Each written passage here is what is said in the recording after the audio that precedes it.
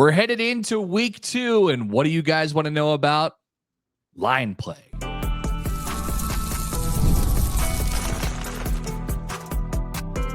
You are Locked On Nebraska, your daily Nebraska Cornhuskers podcast, part of the Locked On Podcast Network, your team every day.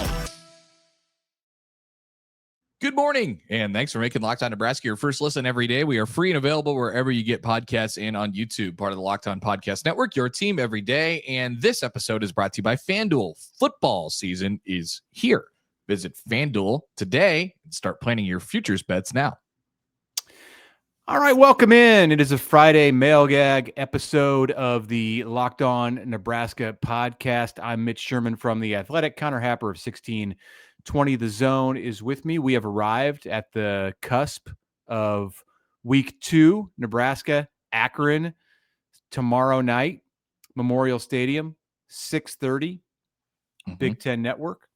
Hope to see some of you there. We look forward to a nice night at Memorial Stadium. Should be great weather for September 6th. It is going to be awesome weather. I am excited about that piece of it for sure. So yeah, let's get to your guys' questions. Let's go. Let's question. Here we go. Let's go. Let's question. Stop by the way, tomorrow and see Connor in the Hawks Center. By the way, I found out more information on that. I believe EJ Barthel will be stopping by. So there will be an interview there and a couple other different things. I don't have the script in front of me right now, but I know Coach Barthel is stopping by, so we're going to talk some running backs. You'll be doing the questioning. Yes, of Coach Barthel. Yes, that's great. Do you have any idea on what time that will be?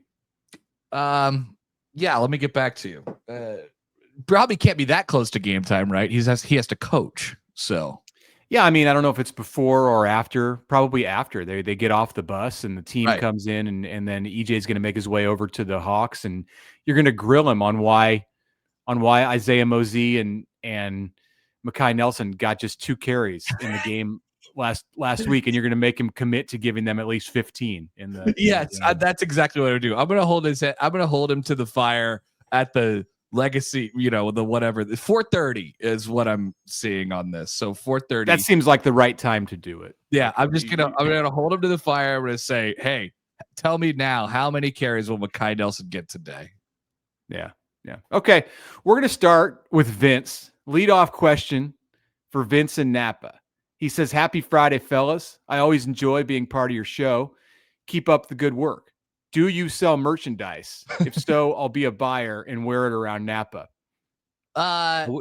Do we sell merchandise? It's a great question. I'm not sure. I didn't research this question. I don't know the answer to it. I bet you could find out with a simple Google search. Yeah, maybe, probably. That's not his question, though. He said, it is often said that offense entertains and defense wins championships. I'll take it a step further. Offense entertains, defense win games, and lines win championships. At any level of football, I've never seen a team with subpar play in the trenches win a championship. I have my own thoughts, but I want to hear yours, Coach Sherman and Coach Haarberg. If you have to choose, would you take a strong offensive line or a strong defensive line? Probably defense. Well, I guess it depends on your circumstances, what conference you're in, who the teams around you, what they're trying to do and how they're built. But generally, I would probably say defensive line.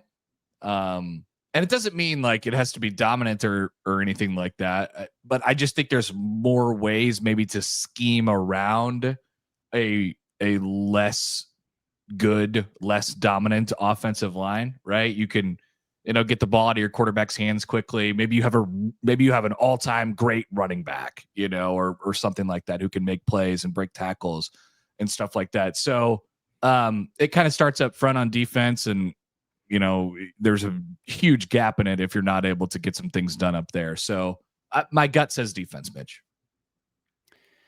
Yeah, I mean, I think it's six of one, half dozen of another. Football is a complementary sport, and you're only when it comes to line play in particular, you're only as good as your weakest link. So to be a championship level team or a winning team, you have to be strong in both of those areas. I often think that we just tend to think about offense first, and the offense just doesn't work without a good offensive line. Right.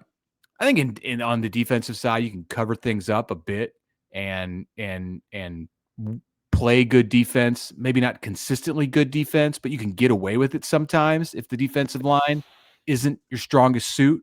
So I'll go with the offensive line, but this is more of a we'll take both kind of answer. So to your point, like we've seen teams win without awesome defenses, without good defense, even like, all you have to do to win a football game is score more points than the other team. If you have like the greatest offense of all time and a pretty bad defense and you score 63 points every game, then, you might win the national championship. Who knows? It's unlikely, because your offense isn't going to have a great day all the time. But there's arguments for both. It's like you said, you need to be solid up front, both sides. Okay, let's go to Scott in Maine. Along the same lines, he says, one of my concerns is that the coaching staff based its opinions of the offensive and defensive line on internal practice results. Is it possible that an average Nebraska offensive line looks pretty darn good against a subpar defensive line, or vice versa? If true, it could be ugly against an opponent like Michigan. Am I panicking for no reason? Well, you're not panicking for no reason, but I will tell you that it might be too early to panic.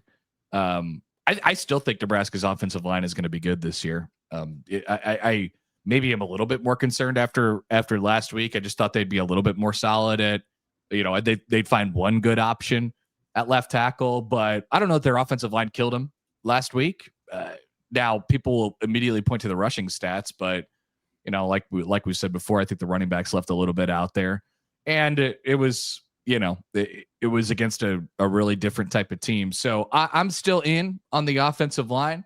And if you wanted this defensive line to be like last year's, or, like one with a game-breaking defensive tackle, or something like that, they just don't have that. So they're going to have to scheme it, and they're going to have to twist and stunt and do stuff like that. So theoretically, they would have gained more pressure than they did a week ago. They had no sacks against Cincinnati, but the quarterback was able to run. So I still think it's a wait and see. Don't panic yet, Scott. I don't believe that the Nebraska coaches are entirely basing their opinion about either group or any group because of what they see on the practice field. Like there's a standard that you need to be a good offensive lineman or a good defensive lineman. And you can tell if someone is good based off of some of it is how they do in practice, but it's based off of factors that go beyond that. So I think if Nebraska was only having success in practice on the offensive line because the defensive line couldn't hold up its end of the deal, like the coaches would know that was the case. They're Agreed. Look at Henry Lutovsky, look at Justin Evans, look at Gunnar Gatula, Teddy Prohaska. Like they're good offensive linemen. Like you don't need to see them go against Nebraska's defense to know that. Agreed. All right. Picking up the pace here, Charles and Lincoln, love listening to you guys. Glad we came out with the W in KC, and there are lots of good things to take away from that game. But something that's been bothering me the last 8 years is when Nebraska gets down the stretch in these games, it seems like the Huskers are playing not to lose rather than playing to win. Why can't they march down the field with confidence and ice a game with the score? Is it coaching? Maybe if they showed more trust in the players, that would reflect on the field with confidence and purposeful playing. I may be reaching, but it's felt this way for far too long. Go out and take a win. Enough conservative keep away. Your thoughts? Yeah, I don't think in that game in particular it was necessarily just like when the game was on the line, because ultimately Nebraska made the play when the game was on the line. Like Malcolm Hartzog went out and got it.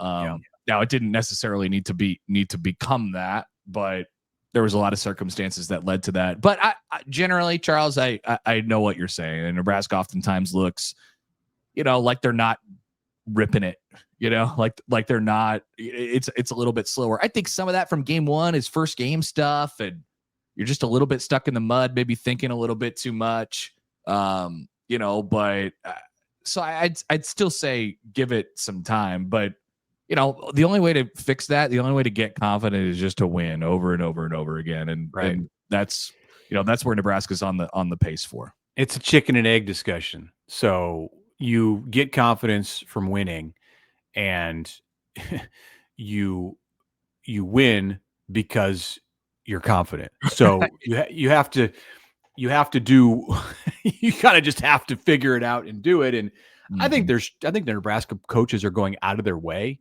at this stage to show that they have trust in the players. And you saw that with the way that some things unfolded against Cincinnati, in particular, Matt Rule's decision to go for it on 4th and 2 down at the goal line. And that paid off. So like more of that will have a snowball effect, and you hope that it clicks at some point this season, sooner rather than later.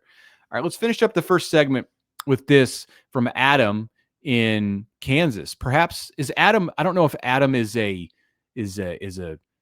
confidant or a family member of Nathan, our map maker, but Colwich, Kansas is not that big of a place, and that's where they're both from. Fill us in on that. So we got a very long email from Adam. It's appreciated, but it would take the whole show to go through it. Basically, he lays out his expectation for the entire season, scores, summaries, percentages, chances for Nebraska to win each game. He did send this on the day before the opener, and we're reading it today. So he had Nebraska losing by 2 points against Cincinnati, 33-31 in his analysis. So he's already wrong, but not by much. And Adam had Nebraska going 6-6. So I suppose that could be adjusted to 7-5. He says, fool me once, shame on you. Fool me every year for a decade, shame on me. He adds, obviously, I hope we do better than this. Maybe I'm grossly missing the value of extra practices last winter in bowl prep, or maybe most of the offseason coaching and roster moves hit more than they missed.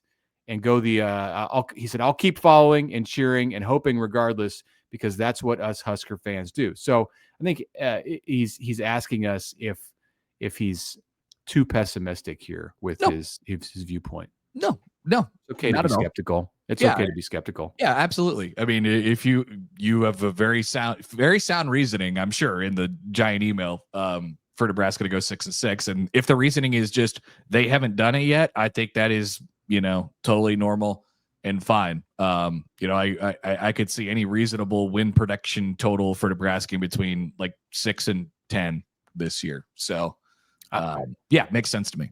I'm just going to throw this answer in to cover Greg in Broken Arrow, Oklahoma, who asks us if we're still convinced that Nebraska can win 8 games, or if that light at the end of the tunnel that we referred to is actually a locomotive coming the opposite way. So that was our next question.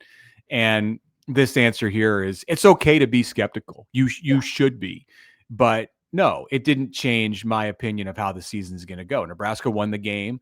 If it had lost the game, I think I would want to adjust my win total, because you'd be down 1 win from a win that I planned on Nebraska getting. But they're 1-0. They're going to be 3-0 in a couple of weeks, and I'll stick with what I had. All right, when we come back, we've got a question about Emmett Johnson, comparing him in some way, shape, or form to some backs that I've not put Emmett in the conversation with. That is coming up next. But first, a word from our friends from DoorDash, where it's almost time for the weekend. And before we do that, it's time to look back and crown today's MVP on Who Delivered, powered by DoorDash. Just like you can win every Saturday with DoorDash Streaks, saving more every time you order. These players delivered when it mattered the most. Let's break it down. Okay, so we gave you Emmett Johnson the other day. I got another MVP for you. How about Archie Wilson? Archie Wilson. He was punting that thing down inside the 10-yard line. He delivered in a big way, no hesitation. And so this is something that's going to continue to happen with Archie Wilson. And so he's going to do this week after week after week after week, just like DoorDash could do for you on Saturdays. They are going to absolutely come through for you and make sure you don't have to get off that couch. Stack it up all season long. You can save up to $250 with DoorDash Streaks as well, including $100 in DoorDash credits. Order this Saturday while you're watching football. Keep the streak alive. Fuel your game day. Only with DoorDash. Terms apply. Promo period through November 18th. And I've got a message for you here from Mazda. Mazda crafts cars for those who choose to do more than simply move. They follow what moves them every time they drive. And that's what makes Mazda stand out. Mazda goes beyond safety, style, and performance to deliver a driving experience that feels alive in every detail. Mazda offers more than safety. It's won more 2025 IIHS Top Safety Pick Awards than any other company. That's as of August 2025. As an athlete focuses on every detail, Mazda does the same. From metallic accents to hand-stitched Napa leather, you can feel it the moment you get behind the wheel. The smooth handling, intuitive controls, and standard all-wheel drive in every crossover SUV. It's the small details that make the big plays. And just like there's more to every player, there's more to a Mazda vehicle. Mazda, move and be moved.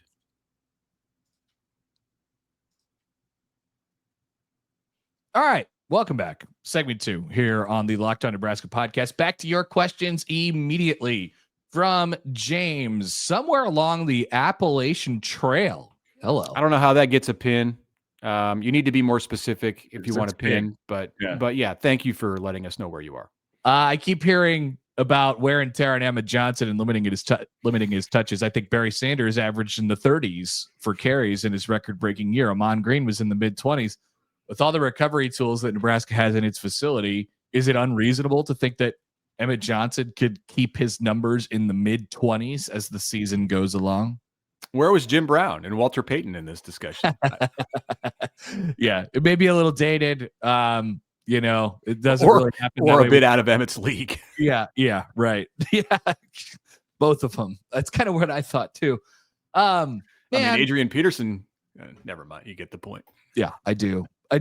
So I just, I don't know. Maybe he could hold up over that period of time. It's just like, do you want him to? And is that a good thing for his long-term career path? Like, I don't feel the need. I don't think he's so good to where Nebraska has to have the ball in his hands 28 times a game. You know what I mean? Like, it would be a better deal for them. And you get diminishing returns after a certain period of time anyway. Nebraska has great recovery and, all that stuff, in their facility. But ultimately, I just don't think he's as good of a player as obviously those people that were mentioned. And the Big Ten today is different than the competition that even those backs face. Not to say that Emmett is in their league, but you're taking a beating in the Big Ten today, week after week, with the schedule that Nebraska plays. So the best thing for Emmett is to be in you say mid-20s, James, and I don't know that I will say that's not unreasonable. Like 32 that he got last week is too much. Yeah, we're talking. If Emmett's in like the 23 to 26 range for touches in a week, and that includes the passes that he catches, he could hold up. I think it's possible that he could hold up. You're going to look for games, especially these next 2 weeks, to get those numbers down so that his average over the course of a season can be lower. Yeah, that's going to help. Over a certain period of time, you get diminishing returns. It's just it doesn't make sense for that to be the case. He's going to be a lot worse at the end of the year when Nebraska needs him. Mm-hmm. All right, here we go. Let's go to Jordan, stationed in the UK. Okay, another pin overseas. He says, I was up until 5:30 watching the opener. Love listening to you guys. My question is, does it feel like, just from the eye test, that our coordinators kind of drove us into the situation where we were toward the end of the game? Nothing felt very aggressive from each side of the ball. It all felt very tight. I understand knocking off the cobwebs, but our players look certainly wanting to play free toward the end, and individually we're all playing well, but we're never let off the chain, especially on offense. I'd say especially on defense too. Nebraska didn't blitz Brendan Sorsby a ton, and that's because he's a tough QB to blitz. He can beat it in multiple ways. So they could have been more aggressive defensively, and I think they will be more aggressive defensively based on the style of offense that Nebraska sees down the road. And on offense, it was kind of one of those games where you had to be conservative and take the things that were presented to you. At some point, yes, Dana Holgorsen is going to be more aggressive about dictating the style that Nebraska brings to its opponent, but Their game plan in this one was to win and to do what was necessary to win. They would have liked to have scored more than 20 points. They would have liked to have more explosive plays, but it wasn't the plan going in wasn't necessarily to be as aggressive as I think we'll see down the road. Similar question from Generator, just north of Harpers Ferry, West Virginia. How would you grade the halftime adjustments and in-game adjustments of the staff? I don't think it was the best game. I don't think I think it looked like week one in a lot of ways, including the way that Nebraska executed. If the game plan had been executed better, then we wouldn't be saying this. But it was a tough game to coach in. It was like week one is always a tough game to coach in. And then you throw in the fact that you're going against a Power 4 team with some pretty good athletes on both sides of the ball, running systems that Nebraska doesn't necessarily prepare for 12 months out of the year. And it made it tough. And you maybe give the adjustments and like the overall coaching like a B- in that game. I hate to do this, but like, we really do the halftime adjustments thing a lot. And we just meld it to the result. Right? Like they're making halftime adjustments, but if Nebraska converts a 4th down on their first drive of the third quarter, like maybe that game is completely different. Or if they score on that first drive of the third quarter and they extend the lead out to 20-3, they're rolling at that point. Nobody's talking about whether they did or didn't make halftime adjustments and stuff like that. Sometimes it's just a sum game. Like you have to score points, and Nebraska didn't do that enough, certainly in the second half. Okay, let's get through a few more here before the second break. I think we have some that require quick answers or can have quick answers. From Nick, why is it that Florida State can go 2-10 and then beat Alabama in week one when Nebraska can barely beat a team with 4 conference wins over the past 2 seasons? All these blue bloods like Michigan, Notre Dame, Texas can come back. Why can't Nebraska? Well, Florida State had an undefeated regular season 2 years ago and should not have been 2-10 under any circumstances last year. Went off the rails. Right. So like, I don't know. Talented team. Yeah, that's a talented team. They were always going to not win 2 games the next year. And Nebraska has never fallen off the rails that much. So and Bama, and look, that wasn't Bama. That wasn't the Bama that you're used to watching. Bama's 5-5 in its last 10 games. So They were, maybe we didn't see it before the game, but that team was ripe for what happened. Perfect storm. Scott in Windsor, Ontario. Are we still on track for grass field 2K26? No, I don't think so. That's going to happen when Nebraska's made upgrades to the east and west stands, because Troy Dannon doesn't want to run a bunch of heavy equipment over a new grass field. That may be somewhat inevitable because I think they're going to be working on the stadium for quite a while. But at least in the first part of the project that they want to do, and it's delayed right now. Yep. It's on hold. They will not put the grass down until the first part is done. So no, I do not believe that you will see grass in the stadium in 2026. No, Dannon said basically as much without saying the definite no grass thing, but he said, hey, look, this whole thing is on pause. John in Iowa, one more. Would Heinrich Haarberg best serve the team by running scout team quarterback prior to facing mobile quarterbacks? Oh, I don't know that Nebraska wants to put Heinrich in that position. Like that's not the best way to serve him, to take his practice time and say he's already behind. He's already only played tight end for a short period of time. And like, you have to think about his future. Every practice is valuable for him because he has plans and hopes to play football beyond this year. So I don't believe that it's the right thing to do for Heinrich to say you're going to play scout. And like having not playing quarterback at all right now, he's not just going to step in and all of a sudden present you with a great look for what you're going to see from some Big Ten team. No, I that is absolutely not the best use of Heinrich Haarberg. You could put somebody back there who's quick enough on a third or fourth team, put him back there at quarterback. And scout is like, you don't need an exact look, but you grade everything and what position you're in prior to the ball being released. Like they can tell who's in the right spot, even if the pass isn't completed or, whatever it might be.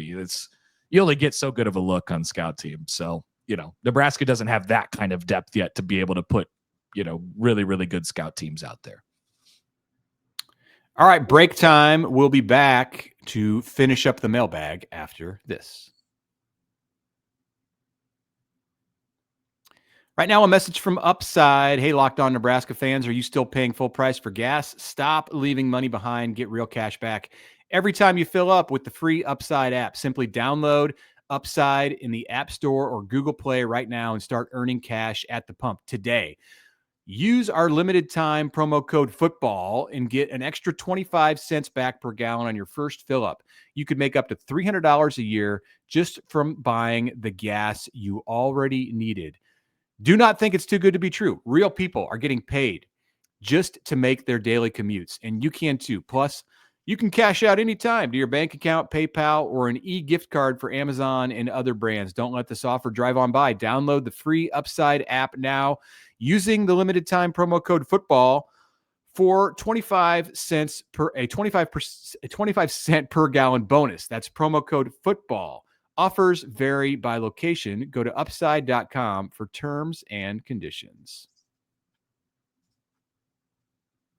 And one more word from our friends from FanDuel, where the NFL season is now underway officially, but the first Sunday is just a couple days away. FanDuel is making sure you're ready for kickoff on Sunday with a can't miss offer. Right now, new customers can bet just $5, and if your first bet wins, you'll get $300 in bonus bets to use across the app. All the games, odds, spreads, overs, and unders are there for you on FanDuel, but also, excuse me, also anytime touchdown scores are there for you as well. So you could look at a game. I mean, they create parlays for you on the FanDuel Sportsbook, like Friday night in Brazil. Travis Kelce, Lab McConkey, Xavier Worthy, and Isaiah Pacheco. You could bet all of them to score a touchdown, plus 43-14. Right now, that's 10 to win $431 on the FanDuel Sportsbook. That's just one of many options for you. So sign up today, download the app, and visit FanDuel.com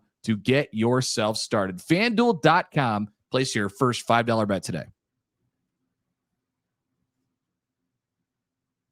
You just got me really excited there that there's NFL football from Brazil tonight that we can watch. it. I'm going to be at a high school game tonight, but I'll get back and see some of that for sure. NFL opened last night with a game that got delayed by lightning, and I went to bed at that point. And then there were no more points scored in the game. Yeah, it was a good game though. It was a fun watch, especially in the first 10 minutes.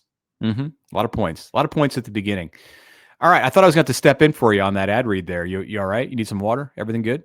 Sorry, I don't know what happened. It got a new flavor of coffee. Yeah. All right. Making sure you're okay. Okay, we go back to the mailbag to finish this thing up. From Michael in Leroy, Michigan. How can Nebraska score points against Power 4 opponents? And then he asks, or he tells us, I have to work at 5 a.m. Eastern time on Sunday morning. How much of the Akron game will I need to see? Well, it depends on what kind of, what you want to see. Are you looking to see TJ Lateef stay up till the fourth quarter? Yeah, if you want to see, if you only want to watch the game while it's entertaining and competitive, then I don't know, you might not want to watch it at all. You could just go to bed at 8 or something like that. So I think Nebraska will steamroll Akron. But the question was, how can they score more points against Power 4 opponents? Just be more crisp and consistent and decisive and all that stuff. It's coming along. It wasn't there in the first game, but don't throw that out. Don't throw that possibility out for this year. Dana Holgorsen is still the offensive coordinator after all.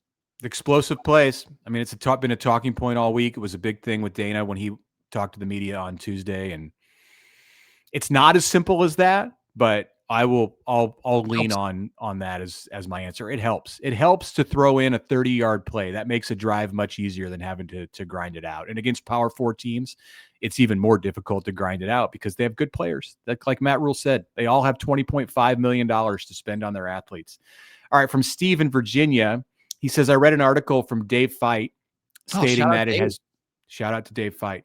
It has been 187 games. We'll trust his math there since Nebraska pitched a shutout in football. That was the Holiday Bowl against Arizona in 2009, and Nebraska was back, baby. And after they're here that to game. stay. Yeah. Since Akron scored 0 against Wyoming, What do you think the chances are that Nebraska shuts out the Zips? They are called the Zips, even with the defense that has some lingering questions. Good one. We are definitely on shutout watch this weekend. I would say your chances are never great to actually do it, but as it pertains, like when you look at Nebraska's schedule in totality, this week or next week is their best chance. Man, I heard somebody say this might be the easiest. Disrespecting Houston Christian. Yeah, this could be the easiest 2-week stretch in Nebraska football history, and they might be right. So here we go. Yeah, I did see that floating around the internet. Your friend Josh Peterson. I picked 35-7. That was my score yesterday on the picks. So I'm saying it's not going to happen. But that's just one touchdown that you got to keep off the board in my view. All right, from Nathan, the map maker. Thank you, Nathan. Let's go to the map. Here we go. The United States right there, looking good. And here is our world view. Thank you, Nathan. We've got dots in different continents. It's all coming together. Looks beautiful. Nathan has a question. He says, I don't think we can judge the running back room off one game of work. With that being said, the depth looks concerning. My question is, do you think not pushing to make the NIL numbers for Charmar Brown to have a second experienced back in the room is the biggest offseason blunder from the coaching staff and GM Pat Stewart at this point in time? Well, I mean, I don't know exactly how that all went. I don't know if it's fair to just say it that way. As I'm trying to get my camera back, I apologize.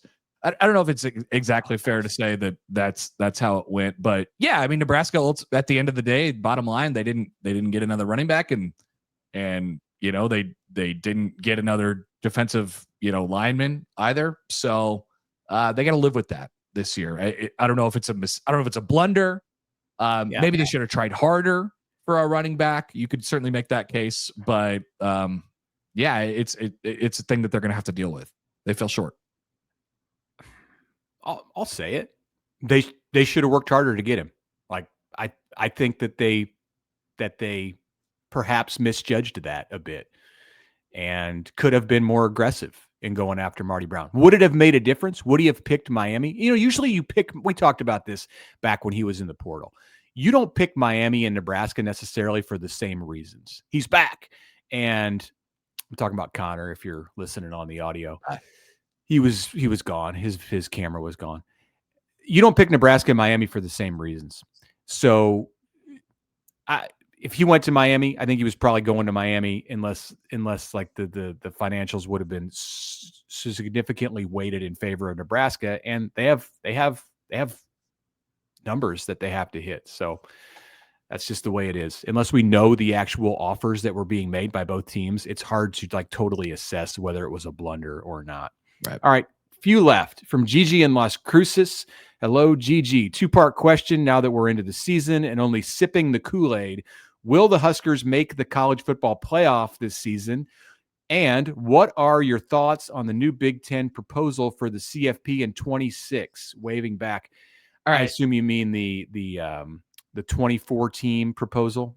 Yeah, that's dead. So kiss that one goodbye. And it was a dumb idea anyway. So we're going to have a playoff where there will be 5 automatic conference champions that make it, and there will be 11 at-larges. It'll be a 16 team SEC playoff model, because the SEC gave that concession and they're going to go to 9 games. Yep. And Nebraska will not make the college football playoff. Sorry.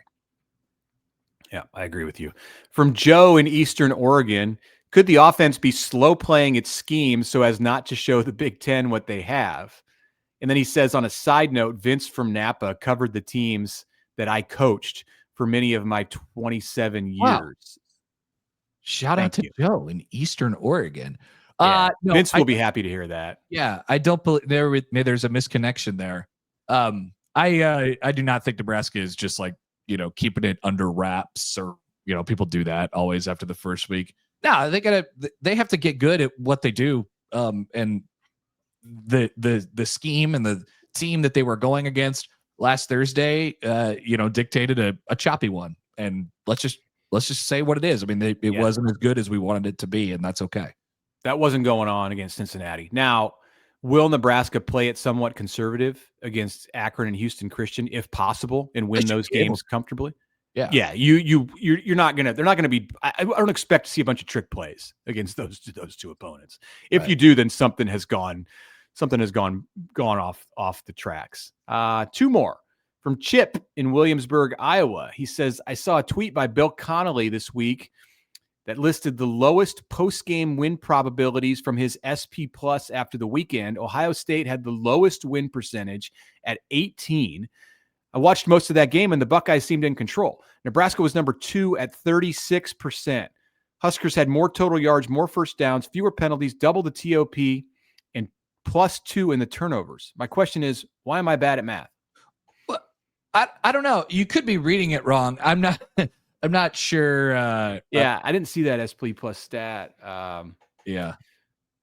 Usually they do like a post-game win expectancy, like, who got beat the worst and stuff like that. Like, as far as I would imagine, statistically, it turned out pretty even for Nebraska and Cincinnati, or analytically. Like, how they do that is they take all the plays and then they throw them all into a hat and they mix them up, and that's basically how the number turns out. Nebraska and Cincinnati played generally pretty even on Thursday. I was wondering if Bill's SP Plus computer got really smart over the offseason, like an AI infusion, and it knew that Nebraska does not win close games, and the computer was letting emotion enter into the thing when the Huskers were giving up chunks of yardage on the final drive, and so that's why it was so low. Otherwise, you'd have to ask.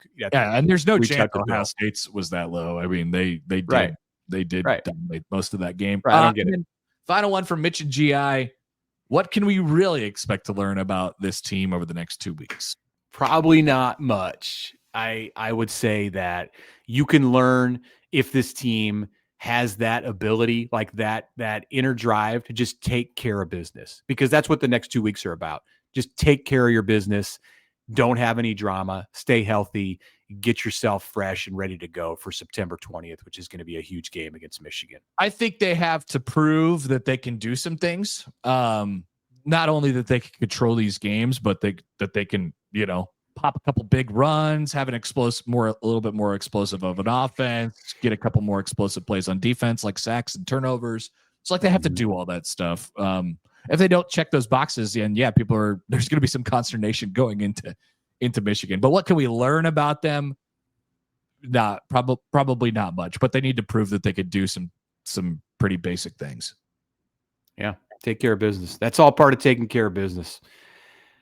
Okay, that's it for us. We'll be back with a reaction show over the weekend after Nebraska plays Akron on Saturday night. Thanks for joining us today. It's another big moment for Locked On. College football fans, Locked On and Fire TV present College Football Kickoff, your ultimate college football weekly preview show. Drake Toll of Locked On Big 12 leads the conversation alongside two-time AP Coach of the Year Gary Patterson, former college star Jesse Holley, and Locked On's college football experts. A college football preview only Locked On can do. Catch College Football Kickoff every Thursday throughout the season only on Fire TV.